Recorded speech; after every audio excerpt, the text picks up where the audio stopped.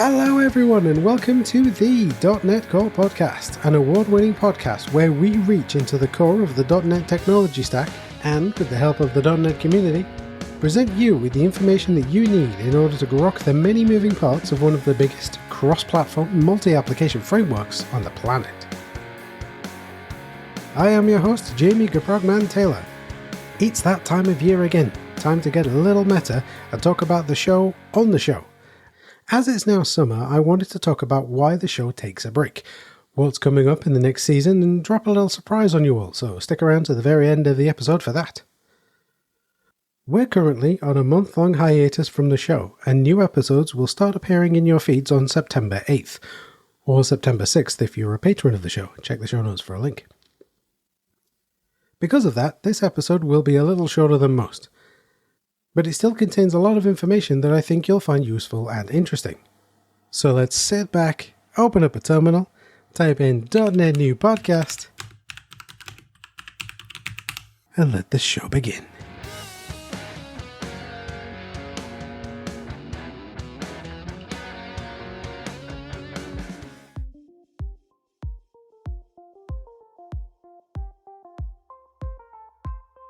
A mid-year break. It's that time of year again. It's summer in the Northern Hemisphere. The days are getting a little bit longer, the temperature has risen, and no one should be cooped up indoors for longer than they have to, especially here in the UK where we don't usually get a lot of good summer weather. Long-time show listeners will know that we typically take the month of August off and stop releasing new episodes. This is because I think it's important to spend time AFK, or away from keyboard, and a summer vacation is a great excuse to do just that. Just like in TV land, our seasons end before the summer break and start up again afterwards. This means that Season 5 of the podcast has come to a close. Season 5 started on September 9th of 2022 with an interview with Mads Torgersen about how new C# features are chosen, designed and worked on. And the season ended on July 21st, 2023 with an interview with Wilberforce and Wilfred from Bonifu Framework about how Bonifu Framework can help with building WinForms applications. Fear not, friends, as this is not the end of the show. It's just a brief hiatus for a summer vacation. As important as it is to keep up with technology, it's more so to take a break every now and then. And that's precisely what I'll be doing and what my editor will be doing too. The show would not be where it is without Mark's help, so I owe him an incredible debt of gratitude. Did you know that you can hire him to work on your show? Check the show notes for a link. Thank you for your hard work, Mark. We'll be back on September 8th, or 6th if you're a patron of the show, again check the show notes, with some brand new episodes. I'm keeping the titles and guest names secret for now, but rest assured that a number of episodes have already been recorded, edited and uploaded for release. Reflecting on the show. I've said this a lot, but I honestly would never have dared dream that the idea I had in 2017 for a podcast about .NET Core would have taken off. I didn't think I would have been able to successfully produce and release 5 episodes of the show from that idea, let alone 5 years of fortnightly episodes. I would certainly never have thought that I would meet the people that I have because of the show. Incidentally, at MVP Summit this year, Scott Hunter asked me directly why he hadn't been on the show yet. And like a fool, I didn't take any of his contact details. So if you're listening, Scott, get in touch, won't you? .NETcore.show/contact. In 5 years, I've worked on 128 episodes of the show, not counting episodes like this one, and it's been a wild ride so far. There have only been 2 recordings that I haven't released, and both of those have been kept back for quality control reasons. I want the content that I put out there to be the highest possible quality, and Mark's expert knowledge and abilities help with this. But there were 2 recordings that even he couldn't do anything about. But come heck or high water, quite literally at one point when my home office flooded, I've released a new episode every 2 weeks for the past 5 years. But more impressive to me is the sheer growth of the podcast. There are loads of stats about the podcast on the website, so if you're interested in looking at all of that, head over to .NETcore.show/press-kit. There's a link in the show notes. I've talked about the show's origin in several places, including the AMA episode. There's a link to that in your podcatcher. And it really did start out as a conversation with some friends, a coffee that went cold, and my old 2011 MacBook Air, and an empty Markdown file. And here we are 6 years later. In that time, I've met some amazing people and had my first "Can I have a selfie with you?" requests at conferences, and interviewed some fantastic, incredibly driven developers. In fact, the show was originally supposed to only be monologues based on my writings over at my old .NET Core blog, and some of the earliest episodes do link out to there. But it was a chance message from someone that turned this into an interview show, and ever since episode 3, it's been an interview show. Mostly. Whenever I plan out episodes and approach potential guests, I always try to think, who is a great person to learn from and what can I learn? Because of that, I try to use the Socratic method, there's a link in the show notes, when thinking of questions and topics. In the interviews and conversations with guests, I represent all of you, and I take my job incredibly seriously. My goal is always to present you, the listener, with as much value and information as possible. If someone walks away from an episode of the show knowing just one new thing, then I'm happy. Key takeaways from Season 5. As such, let's look at some of my key takeaways from Season 5, because I've learned a huge amount this year. I don't want for this episode to become an hour long, so I'm just going to pick some random takeaways from my Obsidian-based second brain. This is something I discussed with Dan Clark in episode 97. I'll pick a single point from each episode that I found resonated with me on a personal basis and share it here. I'd love to hear your key takeaways from this season, so be sure to join the Discord server or reach out via the contact page and share your key takeaways with me. There are links to both of those in the show notes. And finally, for clarity, Season 5 started with episode 104 and ended with episode 127. Episode 104, C# with Mads Torgersen. How could I have not started Season 5 with this interview with Mads? For those who missed it, Mads is the lead designer of C# and he shared his knowledge and experience of both working on the C# language for 17 years and running multi-skilled teams. Earlier this year I ran into Mads at MVP Summit and he is just as nice, welcoming and gracious with his time in person as he is in the episode, if not more so. The way that Mads approaches the feedback that the language design team receive about new features really resonated with me. But absolutely, yeah, it's the degree to which people still say that they really love C# and they love the new things that we do. That is really that's really nice to hear. Now, it's useful feedback, right? To hear that you're on the right track. It's even more useful feedback to hear when people are worried about something, and because that sort of, and there's always, a set of people who, for everything we do, there'll be some people who don't like it, and it's important not to wave that off and say, oh, they're always naysayers or whatever.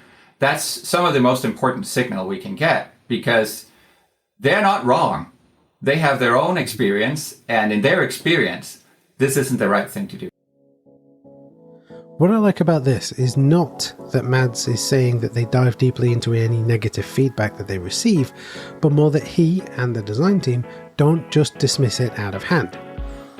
He's also saying that by focusing on the story behind why the negative feedback exists can be important, if not more important, than the positive feedback. This, I feel, fits in line with the main point behind the episode Empathy, Sympathy and Compassion, in that we need to understand the why before the what when we receive feedback on our work. I also really appreciate what Mads said about having a diverse team of people who work in a highly collaborative manner. And this is something I learned very much from Anders, that a collaborative approach to language design is the best. It helps you, if you can create like a safe environment and have a bunch of people with different perspectives contribute. And we don't actually even vote that much. I mean, well, we often do what we call a read of the room, where we list the options and people will vote for the one that they like. But it's not like a binding vote. That's not how decisions are made. It's part of the discovery process of, okay, where are we still? So, why are you all not seeing it the same way I am? And we can find out and we can sort of take the next step. Sometimes we will just say, we have to decide something. We can't really spend all day on this and we'll just go with a majority. But it's not generally a vote-driven decision-making process. There's a link in the show notes where you can go straight to episode 104, with Mads, but I would definitely recommend re-listening to it. Episode 105. Episode 105, More App Security with Tanya Janka. This episode marked Tanya's second appearance on the show. Her first appearance on the show was back in episode 77, where we talked about her then new book, Alice and Bob Learn Application Security. Her second appearance was a chance for the two of us to geek out about application security, OWASP, and how it doesn't take a great deal to make your applications more secure than most of the others out there. Tanya is one of those people who just seem to be made of wholesome, awesome energy. It seems that her entire goal with We Hack Purple is to give away as much extremely high quality training as possible. And that makes perfect sense, right? If the barrier to entry for making our applications secure by default is lowered as much as possible, then all of our apps will be more secure by default. And the thing that I always wanted, that they knew, I was like, listen, I want to be able to pay my bills, but I wish I could just give away all my content for free, because a big goal of mine is to try to make all software more secure, not just the stuff I'm working on or just the clients that pay for consulting services. Like, I wanted to reach a broader audience, which is why I wrote a book. And it's a really, really good book. If you haven't read it, then I recommend that you do. It's language and framework agnostic, though it does focus on web technologies and will teach you more than enough to get started. It's even on Audible, if you prefer that. I honestly do think you'll get a lot out of this book, and I'm not being paid to say that. What's really impressive to me is that Tanya keeps coming back to the community with new ways to help spread the knowledge. And so then one day I did this post on LinkedIn and I said, hey, this person I know is looking for a professional mentor. Does anyone want to mentor them? And all these people came out and said, yeah, I would love to give back.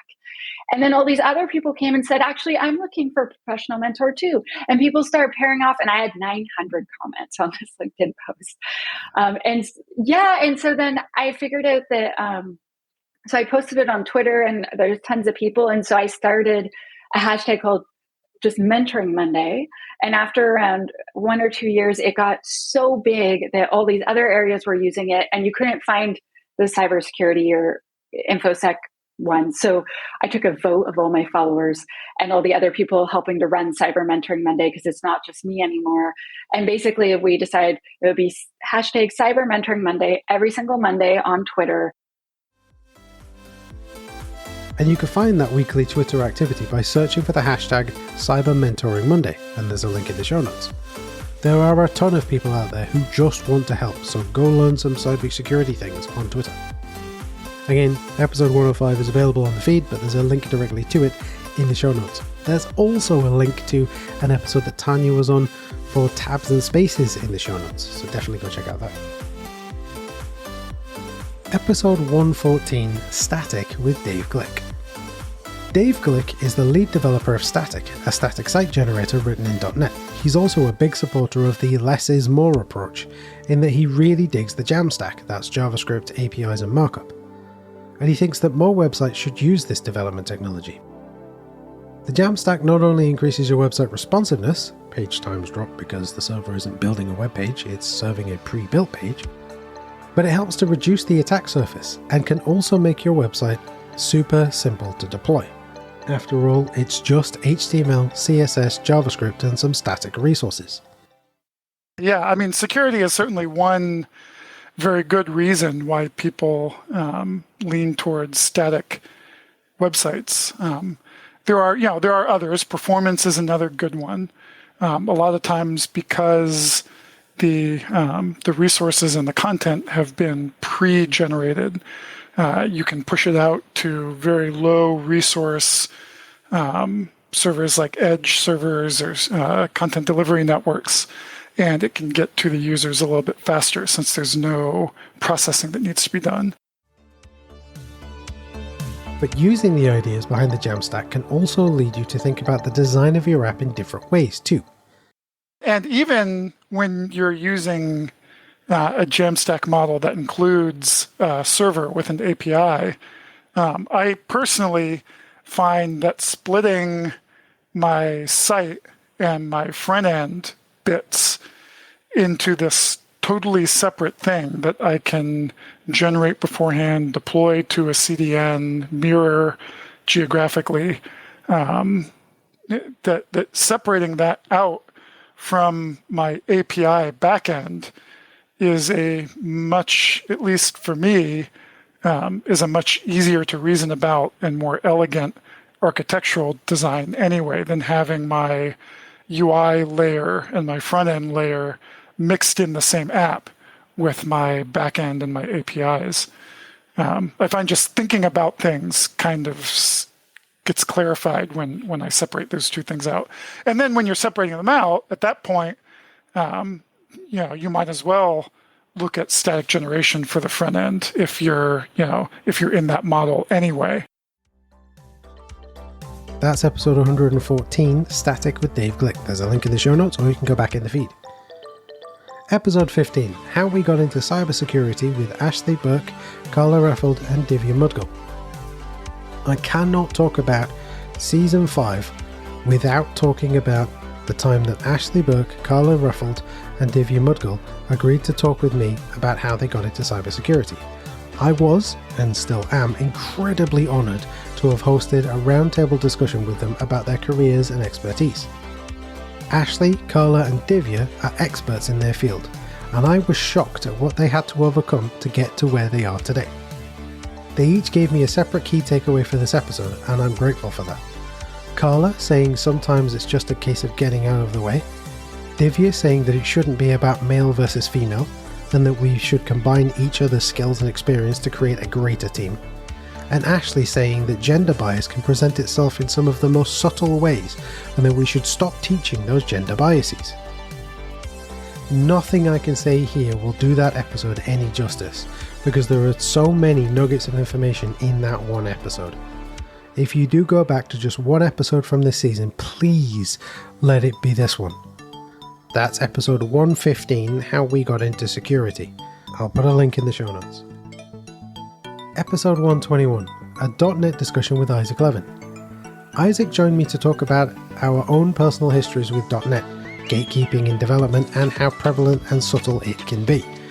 We also covered some of our thoughts and ideas about ways that corporations should support open source development, especially those who make a lot of money using open source technologies. A hot topic right now as we go into the summer of 2023. My discussion with Isaac went in directions that I honestly didn't think it would. And you have listeners that are very much just like Jamie. We need to know all the underlying things, right? So, and that's cool. If that's your thing, if you're very interested in learning how to do things at that particular level, that's totally cool. But I think we make an assumption in technology that like all of the problems like are very, very hard to solve, and you need to like get as low down as possible as quick. And I'm of the belief that most of the really difficult problems in tech have been solved, right? Honestly, hearing that was a breath of fresh air to me. I've spoken in the past about how a lot of developers seem to leap towards the most complex solution possible. Take a listen to my conversation with Dave Glick for another example. It's fantastic to know the nitty-gritty, and it will help you in your career, but don't feel like you have to know it in order to be an effective developer. As a personal example, I didn't know a great deal about Func-T-Bool until around 2014, but had been using it as part of Link since it was first released as part of .NET Framework 3.5 back in 2007. Isaac is also a keen supporter of open source software, as we all should be. You look at a NuGet package or an NPM package, you look at the dependencies and then the dependencies upon the dependencies and so forth, and you have stuff that you don't even know exists that you're completely responsible or completely dependent on. So if that person decides to take their package off of a registry, it's going to break your builds and break your apps, and you'll have no idea why or how to fix it. The reality is that XKCD number 2347 got this perfectly right. This is the XKCD which shows that all modern digital infrastructure is built on a handful of projects that random developers create and support. That's not really quite how it works, but it's pretty close to it.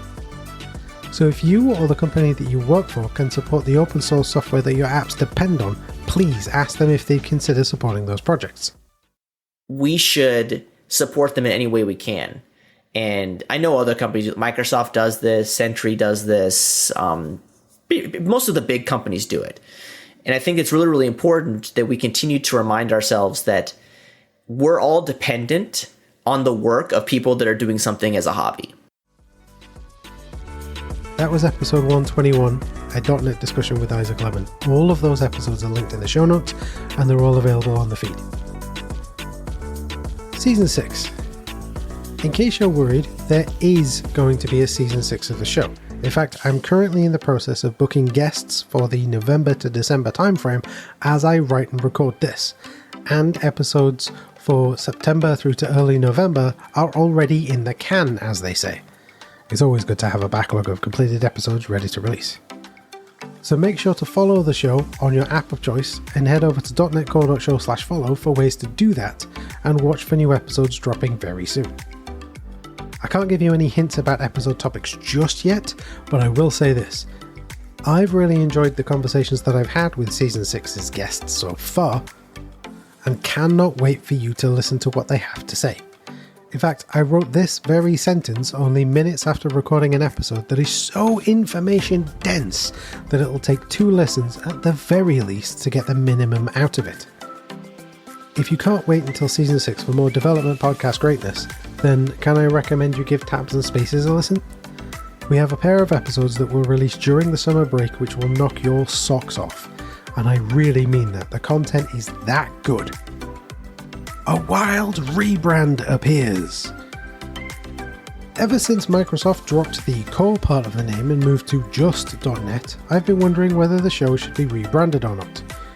You may have noticed that since episode 75 with Steve Collins, we've had a slightly different intro. Hello everyone and welcome to the .NET Core Podcast, an award-winning podcast where we reach into the core of the .NET technology stack and, with the help of the .NET community, present you with the information that you need in order to grok the many moving parts of one of the biggest cross-platform multi-application frameworks on the planet. Which is great. It sets the tone from the start of each episode, references the older name of .NET, and gets the episode going. But after the most recent year of conversations, I feel like, as a name, it just isn't cutting it anymore. Ever since episode 91 with Mark J. Price, his third appearance on the show by the way, I've been referring to .NET as modern .NET on the show, on my live streams, there is a link in the show notes, and in person. So I thought, why not use that in the title instead? So from September 8th or September 6th if you're a patron of the show will be rebranding as The Modern .NET Show. A new intro has already been written, new episode level artwork for the show has been created, and I've even had the show's theme music rewritten from the ground up. A very small percentage of people have seen and heard the new stuff, because it's all been very hush-hush. There's only one person, Mark, the editor, who has seen it all, so I'm very excited to hear what you all think when episode 1 drops. I'm also considering a website redesign, but I'm also trying to balance that with all of the other things I want to get done before the launch of Season 6. There will be a Patreon-exclusive post closer to the September 6th release date with more information, but you'll have to be a supporter of the show over there in order to see and hear it. Or you could just wait for September 8th, I suppose, but who likes waiting for stuff these days? Make sure to join the Discord server or reach out via the show's contact page, both are linked in the show notes, so that you can tell me what you think. I really think that the rebrand is going to go down well, and I'm sure that you'll all love the new episode artwork and music. Wrapping up. We'll be back on September 8th, 2023 with a rebrand of the show, new music and exciting new content. Until then, may I ask that you help spread the word about the show? I can only shout so loudly about the show, and self-promotion always comes off as a little hokey and salesy. The best way for you all to support the show is to tell someone about it. A colleague, a friend, a developer you know, the person who delivers your mail, the person who cuts your hair, whatever. That's how podcasts grow. You can also help keep the lights on by buying the show a coffee or becoming a supporter on Patreon, both are linked in the show notes. But neither of those are required in order to keep enjoying the show. It is produced for free for you all. Be sure to take a look at our contact page if you're interested in feeding back to the show, asking a question, requesting a topic, suggesting a guest, or asking to be a guest. There's also the Discord server, which was created in 2022, but I haven't spent a lot of time talking about it, so go join that too. I record the episodes on there and post behind the scenes things there ahead of episode releases.